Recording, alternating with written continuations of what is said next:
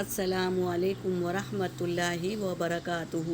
اعوذ باللہ من الشیطان الرجیم، بسم اللہ الرحمن الرحیم، رب زدنی علما۔ آج ہم لیں گے نیا کپڑا پہننے کی دعا۔ حدیث پاکہ مفہوم ہے، حضرت عمر رضی اللہ فرماتے ہیں کہ رسول صلی اللہ علیہ وسلم نے ارشاد فرمایا کہ جو شخص نیا کپڑا پہن کر یہ دعا پڑھے، کیا فرمایا؟ جو شخص نیا کپڑا پہن کر یہ دعا پڑھے، الحمد للہ الذی کسانی ما اواری بہ عورتی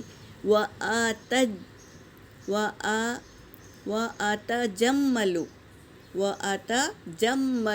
بہ فی حیاتی۔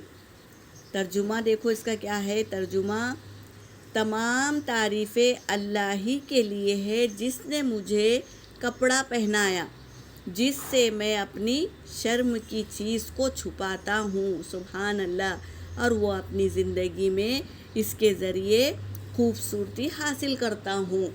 سبحان اللہ، کتنی اچھی دعا ہے۔ پھر پرانے کپڑے کو صدقہ کر دے تو زندگی میں اور مرنے کے بعد خدا کی حفاظت اور خدا کے